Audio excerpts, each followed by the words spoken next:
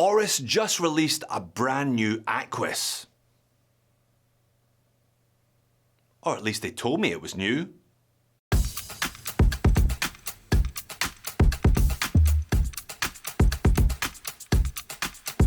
Hello and welcome to Just One More Watch, and welcome today to my first Oris video in ages. In fact, the last Oris video was when I picked up a caliber 400 Diver 65, my 5th Diver 65 no less, at the beginning of last year. Today I have on loan from Oris Australia the brand new Aquis as launched at Watches and Wonders last month.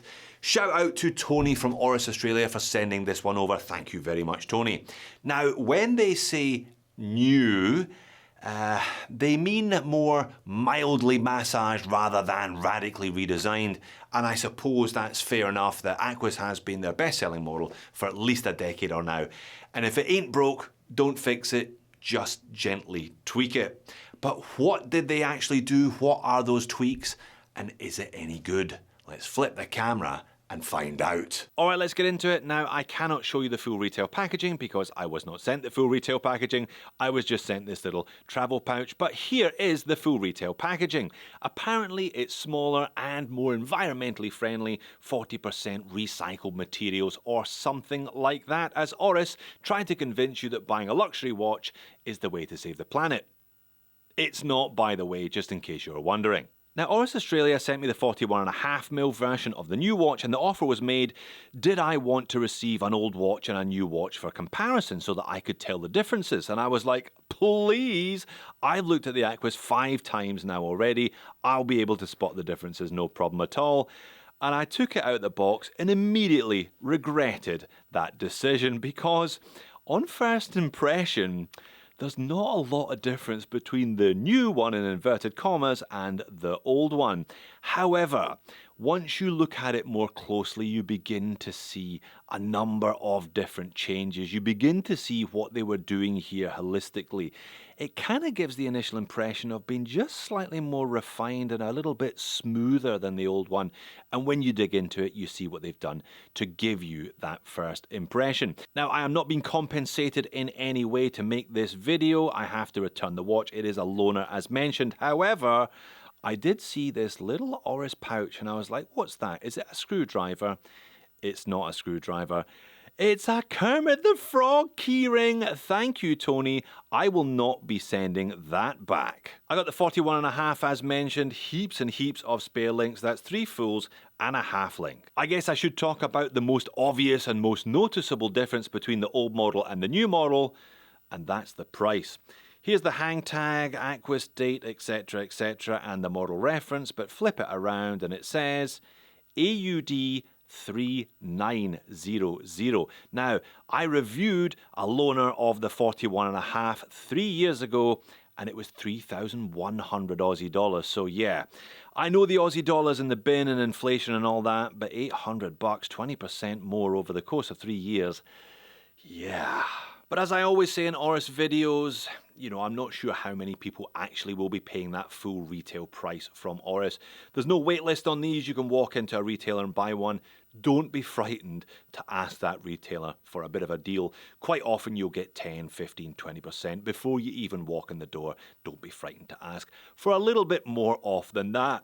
So what are we talking about then? I referred to a number of changes that overall holistically make this a slightly more refined model than the previous one. Well, I think the most noticeable difference is to the case profile.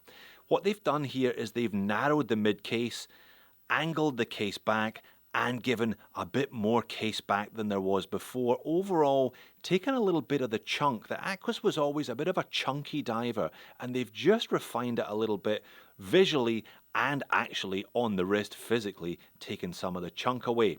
Similarly, on the crown side, these screw-on crown guards are now narrower, more refined, shallower angles. The lugs themselves, again, narrower, shallow angled. They've slightly reprofiled the bracelet. There's less outer high polish link than there is mid link. They've broadened that central mid link and they've added more taper as well. Again, just seeking to add a little bit of refinement. If we go back to the dial and hands, the indices haven't changed all that much. Apparently they're new, but I can't really tell the difference. What you can notice fairly obviously though is the hands. Both the hour hand and the minute hand, but particularly the hour hand, are narrower than they used to be. Similarly, the bezel, the numerals are smaller and less pronounced than they used to be. The hash marks, the triangle, it's all just a little bit less in your face than the old Oris Aquis used to be.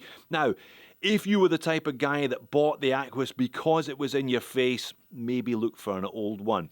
The 43.5 is going to be the watch that you buy anyway, rather than this 41.5, but yeah, it's just a little bit more discreet overall, a little bit less shouty than the old one used to be.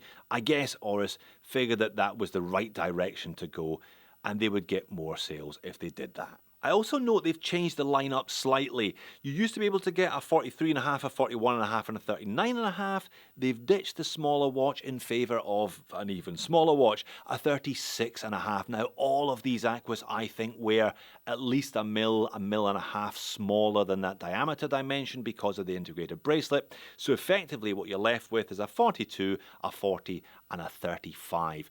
35 aimed at the small wristed, and I would imagine ladies buying dive watches as well. Alright then, in terms of dimensions, they refer to this one as a 41.5. I actually measure it slightly smaller. I measure it at 41.1.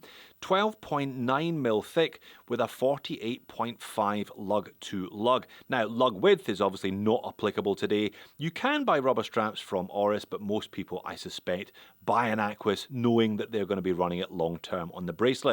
For what it's worth, that end link there is around 22, big taper down to 15.5 though on this new model, back up to 18, just over 18 at a slightly overly chunky clasp, more on that later.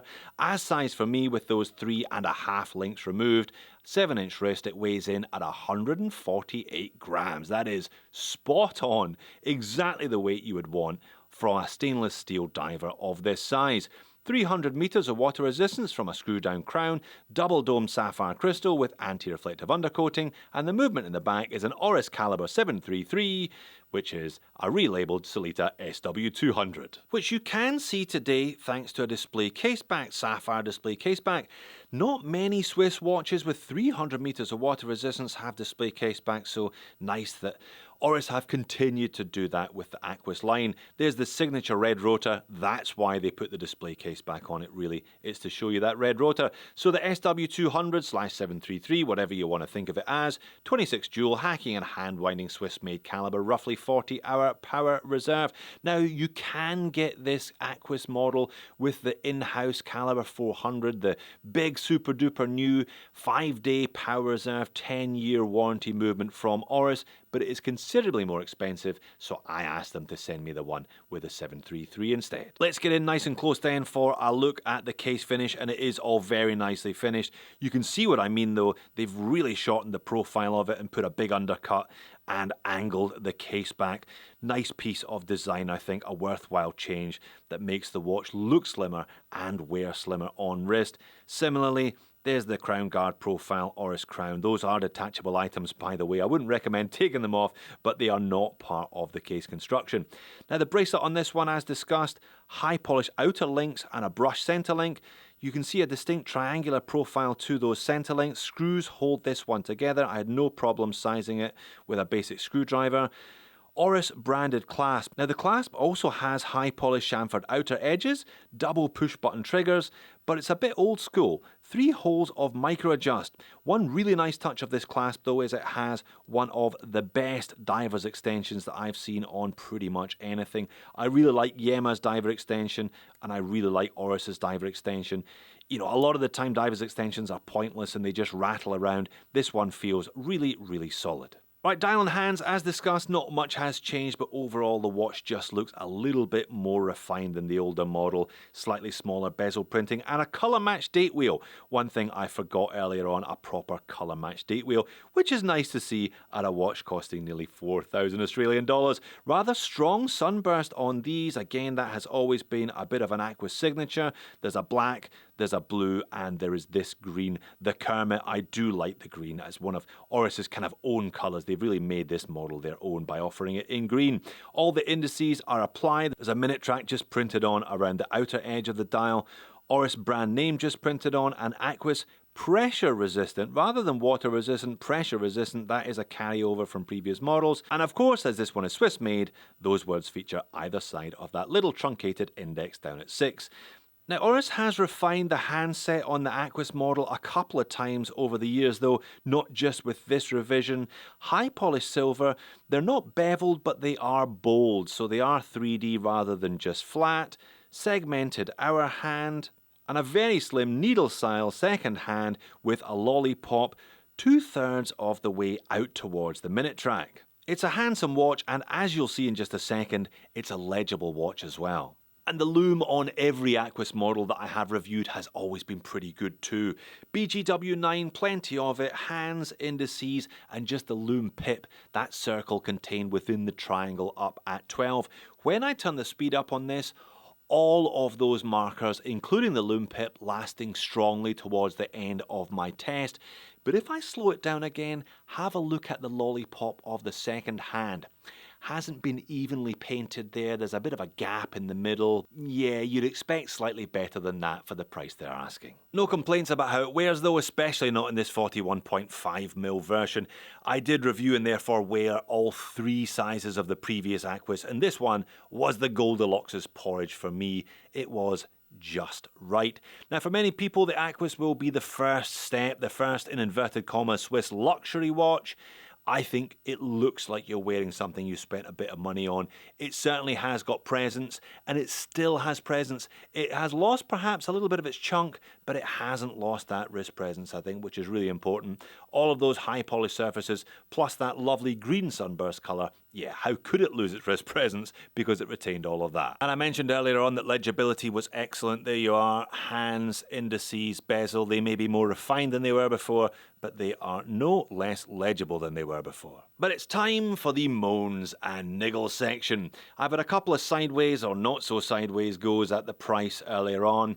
Look, I know the Aussie dollar's in the bin at the moment, and 3 years, everything's got more expensive over the last 3 years, but $800 more expensive. I know this is a new model and there's certain refinements they've made, but really they haven't made any great material changes to justify the extra price increase. I guess that is just all about brand positioning therefore, and it becomes whether you agree with where Oris are positioning their brand. Other than the colour match date wheel, this one is pretty much materially the same as the old one. Perhaps they could have given us a fully lumed bezel insert for a bit of extra value that way, for example. Talking of the bezel, 120 click, unidirectional.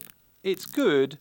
I don't think it's quite as good as the old bezel was though, and there's just a little bit of bounce that I wouldn't necessarily expect from a watch like this. And the clasp, as nice as it is, milled upper, milled scissor, double security pusher, and enough micro adjust holes, especially in conjunction with the 2 half links, that you will get a decent fit. Why don't we have on the fly adjustment?